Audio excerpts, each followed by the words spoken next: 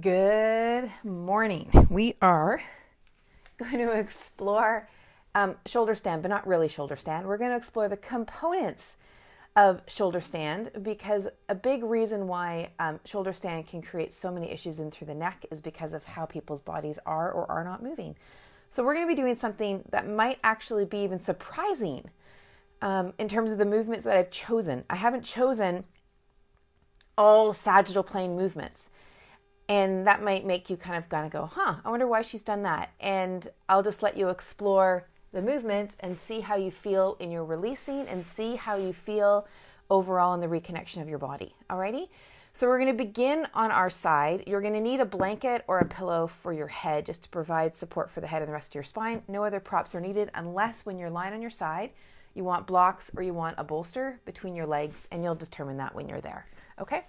So we're going to come onto our side to begin, and sometimes it can be tricky getting something underneath your head. I've got, like you'll see here, I've got pretty broad shoulders, so when I'm here, I find it sometimes tricky. The blocks and the pillows don't tend to totally get my head right in line, and so sometimes I've got a block under here and then a blanket on top, so it can be sometimes tricky, but do your best to get the head and your spine in the same position, okay? So we're going to go into a couple of twists to begin with. And oftentimes what happens with twists is this. The person starts to move into a twist and then they sink, right? And so I want you to notice if you do that. And then what I don't want you to do is I don't want you then to take yourself into a twist and then hold yourself really, really, really, really hard. I want you just to feel what you feel as you go. Yeah, right? So then you may only twist this far. Yeah? Now, when I was playing around with this sequence that I designed for you guys yesterday, it wasn't 5 a.m. So I was moving a little bit further, right? So I want you to notice here. This is great. Notice, you'll see my shoulder here. Notice as I come about here, then my shoulder wants to lead the way. Really allow your shoulder and your rib cage to continue to do the movement. Yes, my head is moving with my spine. Good. So just get a feel of that. Now, what I'm doing here with my pelvis is I'm keeping my pelvis as quiet as I can. Now, I realize that is not necessarily a common instruction in yoga. There's sort of two sides of this thing. One is that you should move your pelvis with your spine, and then the other is that you keep it quiet. I'm in the camp of generally keeping it quiet, generally. I let some movement happen, but here's why. The reason is because I want to help improve the movement between the ribs and the pelvis and really let the obliques and the abdomen start to learn how to support that movement. And so if I move that pelvis, I lose out on that coordinating pattern. And people will say, but what about SI joint and sciatica and all this? And what I found is that when I actually help people move their body parts the way that they're meant to move, then the function of their body is better and their symptoms go down or go away. So that's just what I found over time. Okay, so we're just playing around with that. Now we're going to add in an arm movement. So you're going to bring the arm up. You're going to cross the hand across your chest. Sorry, I just went over my mic. And then keeping the movement in a twist, then bring your arm out. And then bring the arm back, take the twist, and then come back. Arm comes up onto your heart. Think about rotating that rib cage. Watch that you don't slump, right? And when we think about shoulder stand, you might not know it, but that's one of the big things that people try to force against. They force against slumping. One of the things.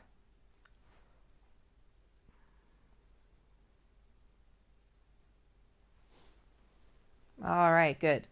Okay, now come onto your back for a moment. Okay, and just lie flat. And notice if you feel any difference left and right.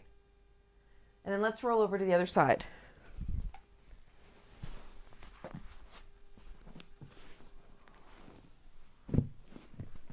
Okay, so you're here. And let's just get a feel for the movement of your rib cage. Get a feel for the movement of whether you're doing this and this chin is dropping down. And again, the idea isn't that I want you to like be a robot and a soldier here. I want you to notice at what point in your rotation those pieces start to do this, right? And you might notice it in your pelvis. You might notice it up in your neck. You might not even notice that the rib cage has stopped moving. Yeah. Okay, so just notice that. Okay, so we're going to bring the hand in. Hand touches the heart, and the twist comes around, and then the arm continues to move.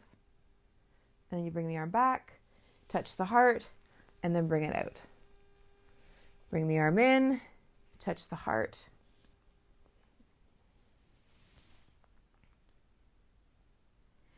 One thing I love about this movement is it helps us see how the shoulder girdle is really about transferring emotion and energy, right? And I love the idea that our heart and our lung meridians connect from here out through to our hands.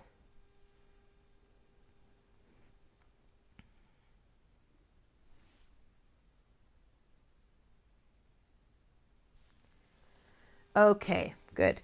Now roll onto your back again for a moment. Take the pillow or the blankets away and just lie flat on your back. And just notice what you notice, left to right.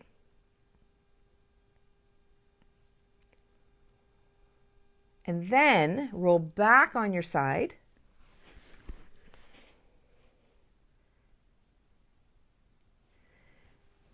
And then with this top hand, you're going to raise that arm up to the sky. Now take another twist.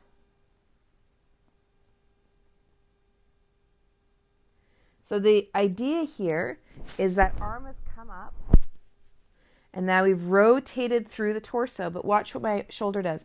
It's not doing this, right? It's not moving at that GH joint. It's staying exactly where it is. The angle between my arm bone and my torso is the same, and I'm just moving my rib cage in a rotation.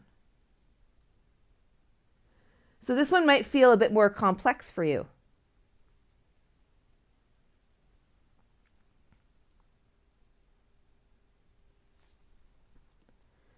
And then bring the arms down. Okay, now I'm just putting my fingers here to remind the ribs to rotate.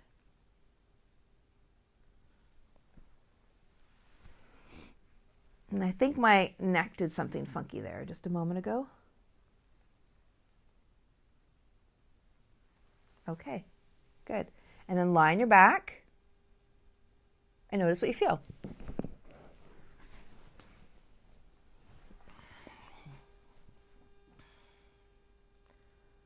A lot of times people will feel like one side's a little bit more flat to the floor than the other.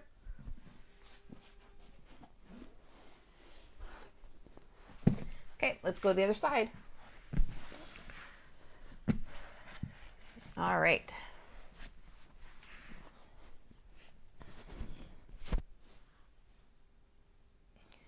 Arm comes up. Take the twist.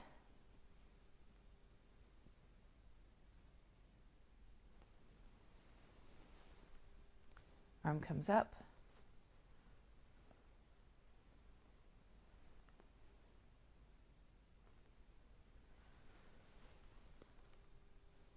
Arm comes up.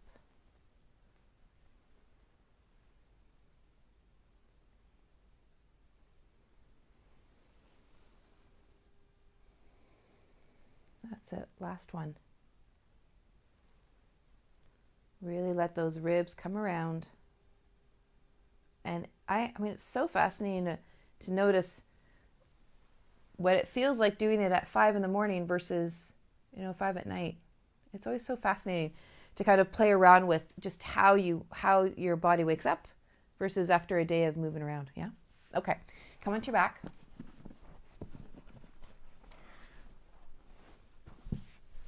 All right. So now you're going to come into one leg coming on up. Hand onto the front of the knee and you're going to press that knee into your hand. Now don't brace with the side of your body. Don't kind of do this. Just let that leg move into hip flexion and connect to the hand. There'll be some hip flexion work happening. Good, maybe some abdomen connection. Okay, and then other side.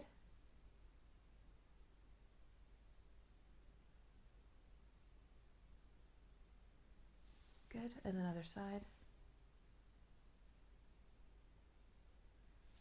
Okay, good, other side.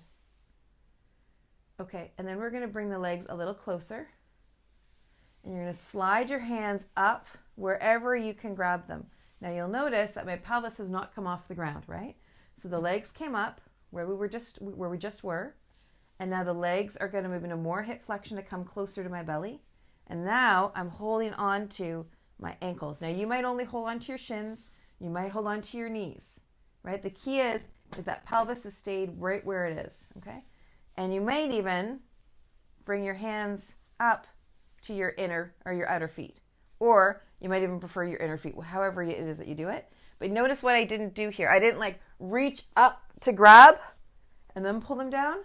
I brought my leg up, brought my hips in, more hip flexion. My hands came onto my feet. And then if I can, I slide up. But my shoulders didn't like creep up. You can even hold here is just fine. So I'm moving more and more into hip flexion, the articulating joints, hip and knee. And then my elbow starts to pull down. My pelvis is not coming up. Yeah?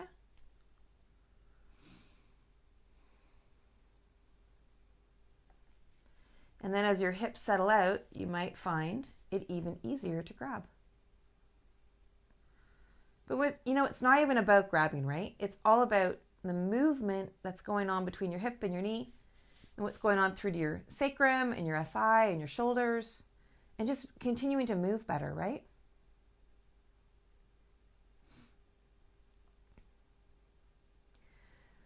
And if you want to dig into this more, I have Susi's resource library. There's a lot of sequences there, a lot of movement breakdown.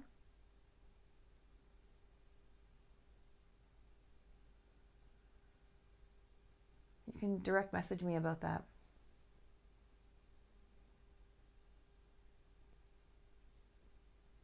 Good, okay. And then bring those legs back down. Okay, bring one leg back up again, and I want you to press that knee into the hand. So you're doing an isometric contraction basically, but that leg's coming into the hand, and then hand into the leg. Okay, good, and then other side.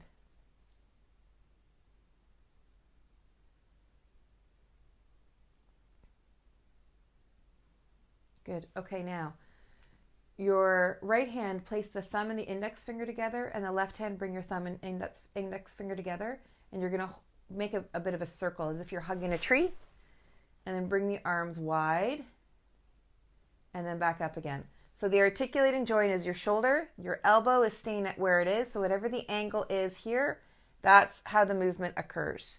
Yeah? So the articulating joint is not the elbow, it's the shoulder. Okay? So we're moving our arms wide as if we're pulling a thread.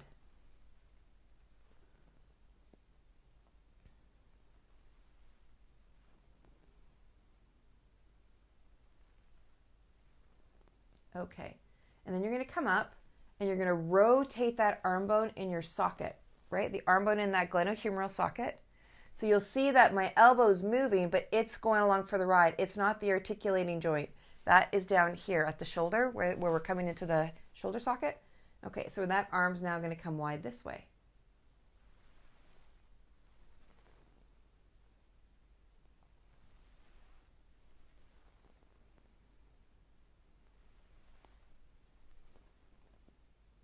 Okay, good. So now here, we're going to be in this position, and we're going to come into a bridge pose. So remember, the bridge pose, the articulating joint, is the hips. That's what's generating the movement, as well as around the shoulder joint. So we're going to lift up, and then we're going to come down. Lift up and down. Now, a lot of times, when people have limitation in the rib cage, they'll do something like this. they'll lift from here. And then they'll move around their navel or just a bit higher. That's where that movement will happen. What I want you to think about, and which is one of the reasons I did the twist that I did earlier, is I want you to think about what's the connection between your ribs and your pelvis. And can you feel for where your gluteal fold is, where your bum meets your leg? Feel that and think about moving from that point. Yeah? So then the ribs and the pelvis stay as a unit. So we don't have to tuck and then lift. We just lift. Because what has to happen to come into bridge is we need to have the angle of this hip joint get bigger. It has to move it to extension. Yeah? And ultimately, if you take a look at my rib cage here, it's coming around that shoulder joint, ultimately. Okay? So just come up and then down. And up and then down. Now, you can also think about your feet. Now, sometimes people will say, push with your feet, and then lift. But you know something? The joint that's articulating are not the feet. The articulating joint's the hip. So I want you to feel your feet, yes, but I want you to lift with your butt and your hamstrings. So try lifting without pushing your feet to the floor.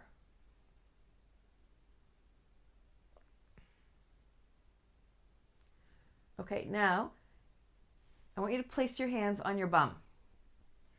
And you're going to slowly put a little bit more weight into this side. This is my right side. More weight into your right side. And then take a little bit of weight out of your left. So you're going to be soon moving from having 2 feet on the floor to just 1. And you're going to feel a little more weight into that right butt cheek, a little bit more weight into that right butt cheek. And you might even lift the leg right up to the sky. Okay, now here's the trick. That was what it looked like. The tricky part is there's no back strain allowed, like none.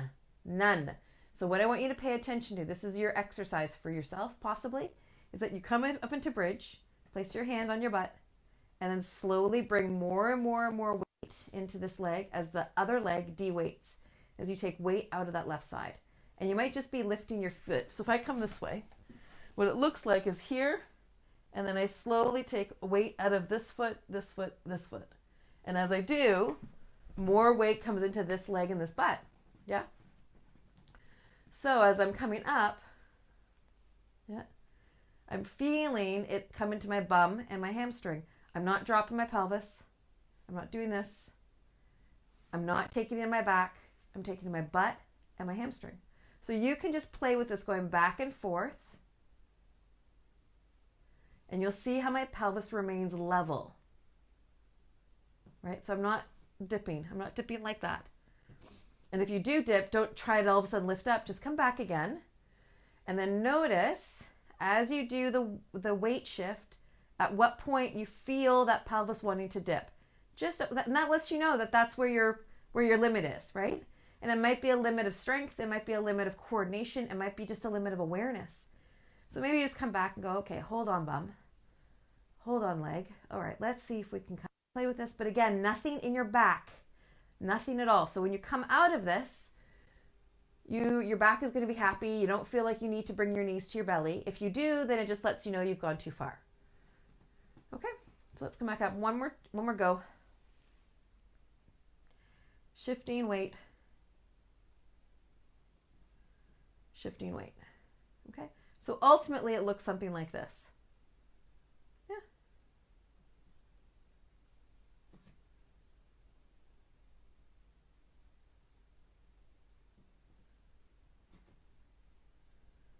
And you can even kind of play with doing something like that. But that might not be where you're at right now, but you can kind of see where things can kind of go, yeah? All right, so just now notice where you're at in your back. This is what becomes sort of fun. And I don't like, if you notice something in your back and you're like, oh crap, I didn't realize I worked too hard. Or maybe you say, oh crap, I did realize I worked too hard, but I just wanted to explore it, then it's all good. Seriously, I'm not trying to be euphemistic here. You're exploring your body. You're recognizing parts that are moving that are not moving. Lots can change. Tissue can change. Our nervous systems are plastic. So you've discovered some stuff about how you are and how you move. It's all good. It's all good. Just come back tomorrow, okay? Bring your hand onto your knee. Let's press that leg into the hand. Let's come back to this one. And then come back to this one.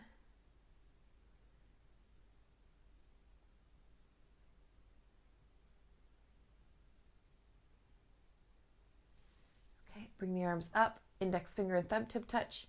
Take the arms wide.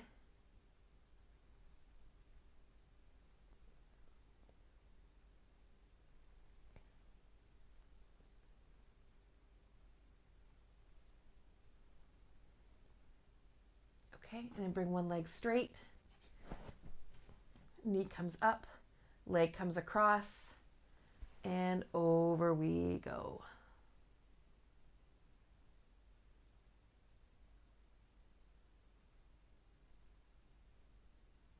Good. And then come back up. Other one up. Leg comes across, and over we go. Shoulder girdle stays where it is. Yeah, you can see that my rib cage is lifted up, but the shoulder is right on the floor. I'm not holding it down. I'm not being hard. I'm only going as far as it stays on the ground. Good. And then come on back. Okay, so now lie back here and feel what it is that you're feeling. Yeah? And then notice if there's anything else that you want to do, right? These are short little practices that I'm sharing with you. Really, really easy, really straightforward practices.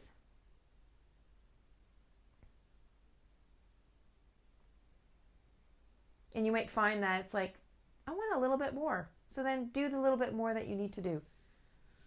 So it might be bringing the legs up here and rolling the legs in your hip sockets. And then as you do your breathing, you exhale as the legs come in and inhale as the legs come out. So much of what I teach for people is I really want people to learn how to feel for themselves and to not rely on an external source to say this is how you have to do it, right? But my hope is that with these practices, you're growing more and more awareness and better coordination through your body, that you're ultimately growing a better internal filter about what works for you. Yeah? So that when you hear things, whether they're from me or from somebody else, and you may even hear competing thoughts about what I'm saying versus about movement and what somebody else or many other people are saying about movement, but you can take that information and then filter it through your internal knowing, and you can determine what's right for you. That is ultimately what I want for everybody who's following this, is that you know what's best for your body. And I'm not just saying that from the perspective of, just some line, but like for real, like you really and truly know. You have that internal knowing. And if you don't totally have the answer, you know who you can go to ask.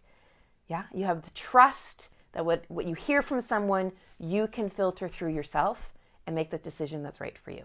That is my ultimate desire for anybody who's following this channel. All right. So you have a great time, whatever time of day it is that you're watching this. You have a really, really great day, and we will see you tomorrow morning. Mwah. Take good care. Bye-bye.